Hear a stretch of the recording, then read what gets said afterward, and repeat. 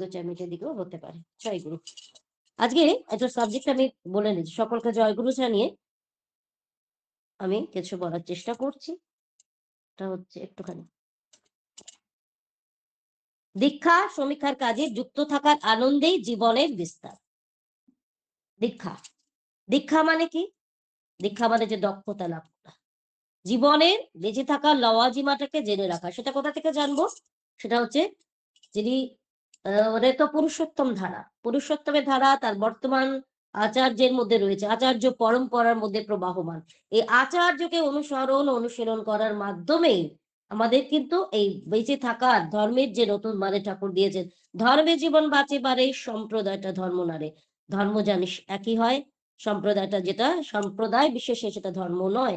ধর্ম মানুষকে বাঁচাবার তুকটা জানিয়ে দেয়, কি করে আগে বাড়তে হবে, কি করে সকলকে নিয়ে সব পারিপার্শ্বিক বেঁচে থাকা যায়, সেটাই হচ্ছে দীক্ষা নেওয়ার সার্থকতা।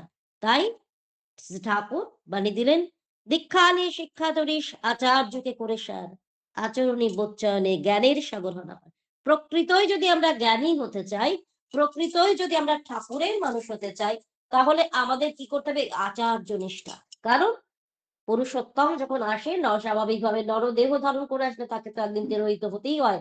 তা তিরোহিত হওয়ার পরে তিনি যে আজকে বর্তমানে, যেটা আগে কোনো অবতার পুরুষ রেখে যাননি, তিনি অবতারই হয়ে অবতারণ করে এবারে সেই পরম্পরা যে আমি চলে গেলেও যাতে তোমাদের কোনো বিচ্ছিন্নতা গ্রাস না করে, পরম পূজ্যপাদ শ্রী শ্রী বর্দার উপরে সেই দায়িত্বভার তিনি দিয়ে গেলেন। এবং তারপরে পূজ্যপাদ দাদা, তারপরে বর্তমান আচার্যদেব, পূজনীয় অবিন দাদা, এই রেত ধারার মধ্যে দিয়ে ইষ্টের কর্মধারা প্রবাহমান। তাই এই দীক্ষার কাজে যুক্ত থাকা মধ্যে দিয়ে আমাদের কিন্তু জীবনের বিস্তার। দীক্ষা সমীক্ষা, ডিপি ওয়ার্ক মানে হচ্ছে, এটা হচ্ছে দীক্ষা সমীক্ষা। যারা যারা ডিফল্টার আছে, যারা সেই নামগুলো যাদের আছে, সেই সমস্ত বাড়িতে কেন তারা ইষ্টবৃত্তি ছেড়ে দিয়েছে বা ইষ্টকে না ধরে অন্য গুরু আসলে আমরা অনেকেই জানি, করোনার সময় অনেকেই অনেক মন্ত্রে দীক্ষা নিয়ে দিয়েছেন। সুতরাং এই ডিপি ওয়ার্কের মাধ্যমে আমাদের যে ডিফল্টার লিস্ট আছে, সেইটা ধরে ধরে যারা যারা আছে, বর্তমানে পূজ্যপাদ আচার্যদেব বলছেন যে প্রতিদিন যাওয়া দরকার। তো প্রতিদিন যদি না যাওয়া যায়, অন্তত সপ্তাহে 3 বার, আর তাও যদি না হয় সপ্তাহে 1 বার, না হলে তাও যদি না হয় মাসে 1 বার করে যেতে, কিন্তু যেতে হবে। কারণ আচার্য নির্দেশ পালন, এটা হচ্ছে বর্তমান ডিপি ওয়ার্কের মধ্যে দিয়ে নিজেকে সমৃদ্ধ করা, নিজের জীবনে আনন্দ আনার, পরিবারে আনন্দ আনার, এটা হচ্ছে জীবনের বিস্তার। যত আমরা মানুষের সঙ্গে সংযোগ স্থাপন করব, যত আমরা মানুষের বাড়ি বাড়ি যাব, দুয়ারে দুয়ারে, এখন দুয়ারে সরকার দেখছে না, দুয়ারে দুয়ারে আপনার সবকিছু পৌঁছে দিচ্ছে। এই দুয়ারে সরকার যেরকম, তেমনি আমাদের প্রত্যেকের ডিপি ওয়ার্ক করে প্রত্যেকটা মানুষের বাড়ি বাড়ি যেতে হবে। যারা ইষ্টকে ছেড়ে দিয়ে বিচ্যুত হয়ে তারা স্খলিত জীবন যাপন করছে, সুতরাং তাদের পাশে যেতে হবে। দীক্ষিত মানুষরা তাদের যেমন দীক্ষিত মানুষরা তাদের নিজ নিজ ঋত্বিক দেবতাদের প্রতি শ্রদ্ধা ভালোবাসা জন্য যাতে কিছু অর্ঘ্য দেয়, এটাও কিন্তু চেষ্টা করতে হবে। ঋত্বিক দাদাদেরও যেতে হবে তাদের বাড়িতে। কারণ এই যে ঋত্বিক দাদারা, তারা কিন্তু দীক্ষা দিয়ে চলে গেছেন, পরবর্তীতে আরো কোনো খোঁজ নেননি। সেক্ষেত্রে কি হয়েছে? তাদের সঙ্গে ডিট্যাচ হয়ে গেছে, তারা অনেকেই সেই ফটো টটো সরিয়ে দিয়ে তারা আগের মতো গড্ডালিকা প্রভায় গা ভাসিয়ে দিয়েছেন। সুতরাং ঋত্বিক দেবতাদের কাজ কি? যে ঘরে ঘরে যাওয়া, যাদের দীক্ষা দিয়েছেন তাদের সঙ্গে কন্ট্যাক্ট, ডাইরেক্ট কন্ট্যাক্ট রাখা। আর যারা সেই ইষ্টপ্রীতি করে না তাদের কৈফিয়ত নয়, বারংবার আচার্যদেব সেটা বলেছেন যে কৈফিয়ত কেন ইষ্টপ্রীতি ছেড়ে দিয়েছেন, কেন ঠাকুরকে আপনারা ভুলে গেছেন, এই রকমের কৈফিয়ত কিন্তু নয়। আদর সহানুভূতি ভালোবাসার সঙ্গে তাদের পরিবারে গিয়ে তাদের সঙ্গে প্রেয়ার করা, একই সঙ্গে প্রেয়ার করা, প্রার্থনা করা, তাদের কি বাস্তবিক অসুবিধা আছে, তাদের বাড়িতে কাদের শরীর খারাপ আছে, কাদের অর্থনৈতিক অবস্থা পড়ে গেছে, তাদের পাশে সহানুভূতি দেওয়া। ঠাকুর কাছে বলছেন না, তুমি অর্থ না হয় সহানুভূতি, সাহস, সান্ত্বনা, মিষ্টি কথা যা হয় একটা দাও, হৃদয় কোমল হবে। অপরের মঙ্গল কামনাই হচ্ছে নিজেও মঙ্গলের প্রসূতি। যদি সুখেই থাকতে চাও, যদি শান্তিতেই থাকতে চাও, যদি জীবনটা আনন্দেই অতিবাহিত করতে চাও, তাহলে তাদের পাশে দাঁড়াও যারা তোমার একান্ত ভাবে ভুলে গেছে। কারণ অন্তত শ্রী পিতৃদেব আচার্যদেব বলছেন গিয়ে জয়গুরুটা বলে এসো। একটা মা, সেই আমরা সবাই জানি ঘটনাটা, মা একদমই চলতে পারতেন না, তো চলতে পারতেন না, তাকে অনেক কষ্টে আচার্য দেবের কাছে, পূজ্যপাদ আচার্য দেবের কাছে নিয়ে যাওয়া হলো। তো আচার্য দেবের কাছে যখন নিয়ে যাওয়া হলো, তিনি বলছেন যে, আমি তো চলতে পারি না দাদা, আমার তো জলৎশক্তি রহিত, আমি কিছুই করতে পারি না। শ্রী শ্রী আচার্যদেব বললেন, পরম পূজ্যপাদ শ্রী শ্রী আচার্যদেব, যে মা আপনি ঘরে ঘরে গিয়ে জয়গুরুটা বলে আসবেন, আর কিছু করতে হবে না। তিনি বললেন, আমি তো চলতেই পারি না। দেখুন, আমি সবসময়, কালকে যখন উৎসবে গেছিলাম, আমি সায়েন্টিফিক আলোচনাটা করি, what is the science behind it. এই যে তার মনোবল, আমি চলতে পারি না, আমার চলৎশক্তি রহিত। তাহলে আচার্যদেব বললেন, তাকেই বললেন, আপনি ঘরে অন্তত একটা ঘরে একদিন গিয়ে আপনি জয়গুরু দিয়ে আসবেন। আচার্যদেব পাঠিয়েছেন আপনাদের খোঁজ খবর নেওয়া যায়। এইটুকু বলে আসাতে, এই যে পাটা কষ্টে কষ্টে অতি কষ্টে মা আচার্যদেবের নির্দেশটা পালন করলেন, একটা ঘরে গেলেন। সেকেন্ড দিন দিল, তার কিন্তু পায়ের যে অসুবিধাটা, আস্তে আস্তে আস্তে যেন একটা আরাম বোধ হতে লাগলো। তার মানে সায়েন্সটা কি, যে তার ফিজিক্যাল অ্যাক্টিভিটি বেড়ে গেল।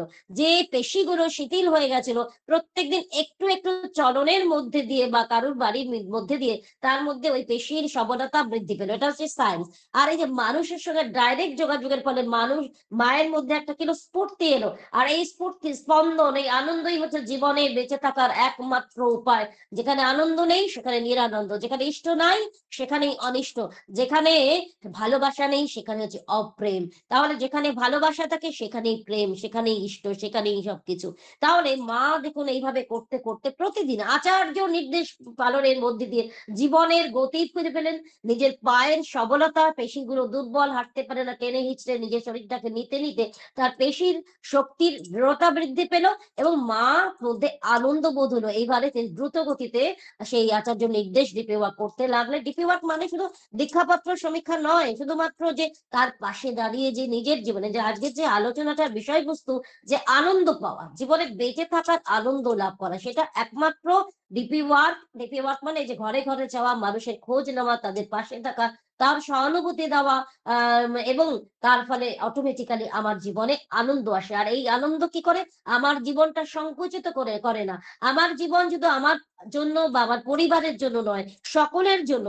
এই যে বোধটা আমাদের মধ্যে আসে, যেটাকে বলছে ইউনিভার্সাল ব্রাদারহুড, মানে সৌভ্রাতৃত্ব বোধ, যেটা আমার পর বলে কেউ নেই। যেমন ঠাকুর বলেছে না, আমার সারা জীবনে পরোপকার করা হলো না। এই পরোপকার করাটা মানে যে আমি কাউকে তো কোনোদিন পরই ভাবতে পারিনি। তেমনি আমাদের জীবনে যখন আমরা প্রত্যেকটা মানুষের বাড়ি যাব, যারা ইষ্টবৃত্তি ছেড়ে দিয়েছে, প্রার্থনা দিয়ে ছেড়ে দিয়েছে, ঠাকুরের আসনে নানান গুরুদেবের বা নানান বসিয়েছে, তখন তাদের ডাইরেক্ট কন্ট্যাক্টের ফলে তাদের মধ্যে একটা ভালোবাসা জন্মাবে ঠাকুরের প্রতি। তারা তখন তাই তো, আমি তো এতদিন কি ভুল করেছি, ঠাকুরকে সরিয়ে নানান গুরু পুজো করছি, দেব দেবতা হাজার পুজো করছি, তাহলে তো আমার তো কেউ কোনদিন খোঁজ নেয়নি। তাই বলছে, গুরু যদি মাথায় থাকেন, বৃহস্পতি যদি মাথায় থাকেন, তাহলে তাকে বাঁচাতে সবাই আসবে তার খোঁজ নিতে। আর গুরু যদি না থাকেন, হাজার দেব দেবতা তাকে বাঁচাতে পারবে না, ওই গুরুরই পড়ে যাবে, কে বাঁচাবে কার প্রাণ। সুতরাং গুরু যদি থাকে, বৃহস্পতি যদি মাথায় থাকে, তাকে আর সে তার কোনো তাকে রক্ষা করার জন্য প্রিয় পরম গুরু তৎপর হয়ে ওঠেন। তাই দেব দেবতা হাজার ধরিস, আচার্য যার ইষ্ট নয়, স্পষ্টতর বুঝে রাখিস, তোর জীবন চলায় নেহাত ভয়। শ্রী আচার্যদেব 2024 সালের ঋত্বিক সম্মেলনে বলেছিলেন যে এমন একটা প্রত্যন্ত জায়গা আছে যেখানে অনেক পূজনীয় অভিদাতা বলেছিলেন, এটা যে প্রত্যন্ত এলাকায় গিয়ে দেখা গেছে সেখানে ঋত্বিকরা, যারা এই ডিপি ওয়ার্কের যারা কর্মী, তারা যেতে চান না, অত্যন্ত দুর্গম অঞ্চলে। তো পূজনীয় অভিদাতা বলেছে যে এগুলো যেতে হবে, তাদের সঙ্গে ডাইরেক্ট কন্ট্যাক্ট রাখতে হবে, নাহলে ডিপি ওয়ার্কের সার্থকতা কোথায়। আর পূজ্যপাদ আচার্যদেব বললেন সেই 24 সালের ঋত্বিক সম্মেলনে, জুলাই মাসে তখন গিয়েছিলাম, তখন তিনি বলেছেন নিজে কণ্ঠে, এমন একটা জায়গায় এলাকা আছে, ঋত্বিক দাদা একটাও দীক্ষা দেননি, বা একটা দীক্ষা মানে দেখা গেছে সারা বছরে একটা দীক্ষা দিয়েছেন। সুতরাং এগুলো দীক্ষাটা দিতেই হবে। এই দীক্ষা না দিলে দক্ষতা বাড়বে না, ডিপি ওয়ার্কের যে সার্থকতা সেটাও আমার পালন করা হবে না। তাই প্রত্যেক দিন যাজন করতে হবে। আর যাজন করতে গেলে নিজেকে যাজিত আগে করতে হবে। আমি যদি নিজেকে ঠিক না রাখি, নিজের যদি অ্যাক্টিভনেস না থাকে, তাহলে আমি অন্য কাউকে পরিচালিত করব কি করে। আমরা বলি না, ঠাকুরের দয়ায় সব হয়, সব ঠাকুরের দয়া হয়, দয়া থাকলে সব। দয়া মানে কি?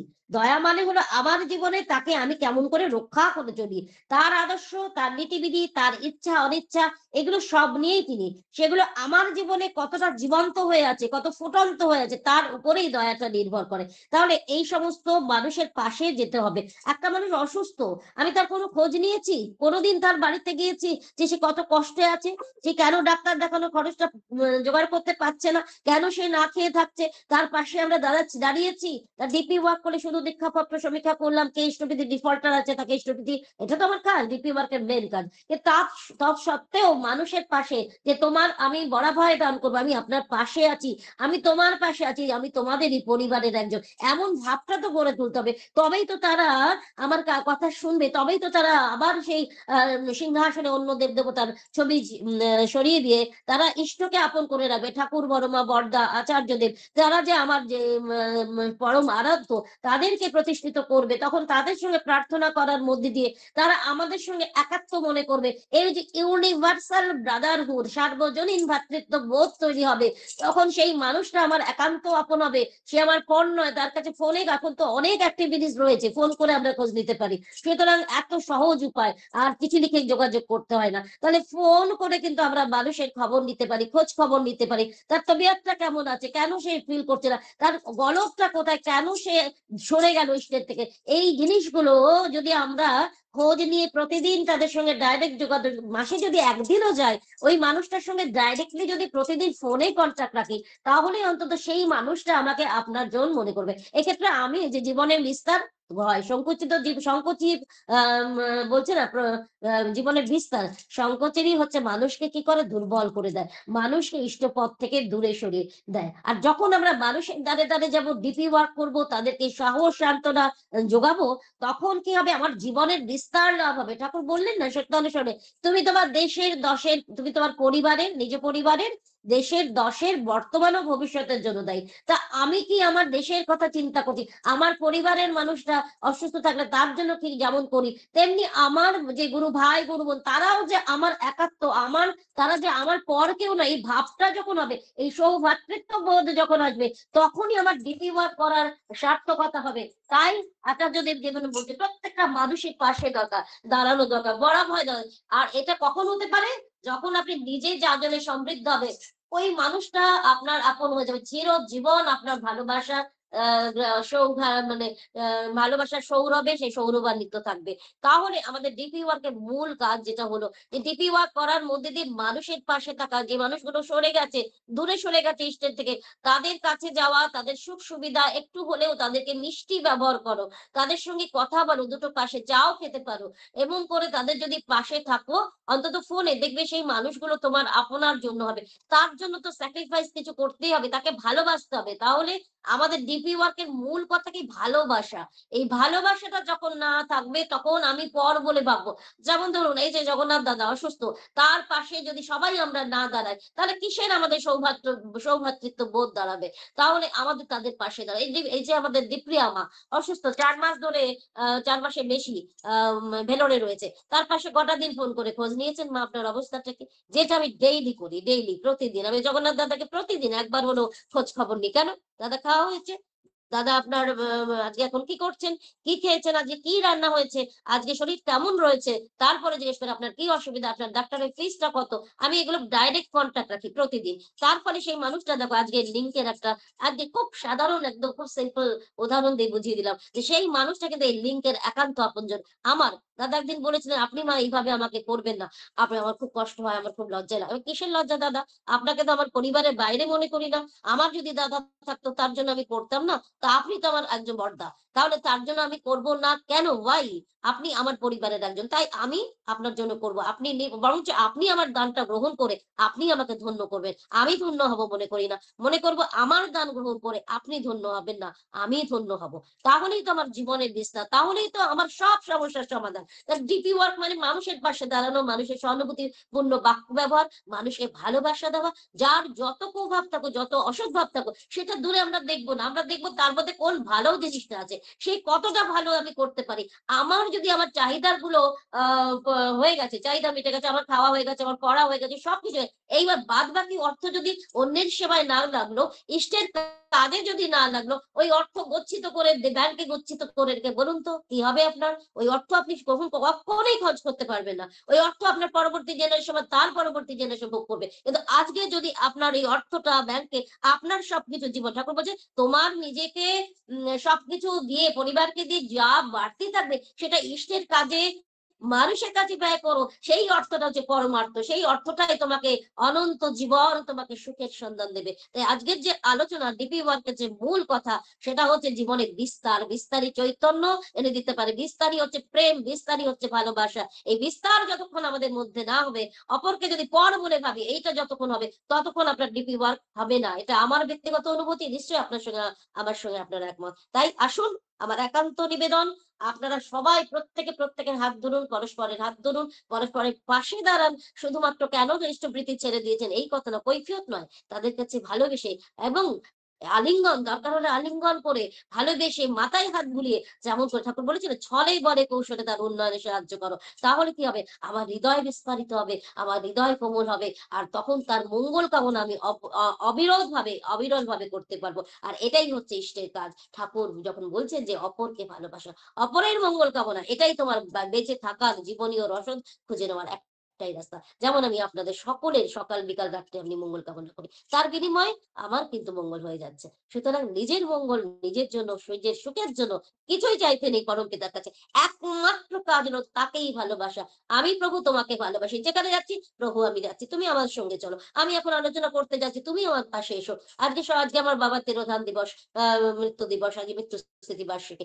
আজকে আমি কি করলাম? ভোরবেলা প্রাণায়ামও করেছি। কোন কাজের দায়িত্ব দেখুন পালন করেছি। তারপরে আমার ঠাকুরের সমস্ত কিছু হয়ে গেছে। তারপরে আমি ঠাকুর আপনাদের দেখিয়েওছি যে কিভাবে আমি ভোগ দিয়েছি বা এই যে তারপরে কিন্তু আপনাদের সঙ্গে এই আলোচনা করছি। তাহলে জীবনের বিস্তার, এই যে সংকোচনটা জীবনকে মানুষকে নিম্নমুখী করে, অবতরণ ঘটায়। আর যখন প্রসারিত হয় মানুষের জন্য জীবনের, তখন জীবনটা বিস্তারিত হয়। তখন সবার আনন্দ, আমার আনন্দ। এটুকু বলে শেষ করি। জয় গুরু, বন্দে পুরুষোত্তম।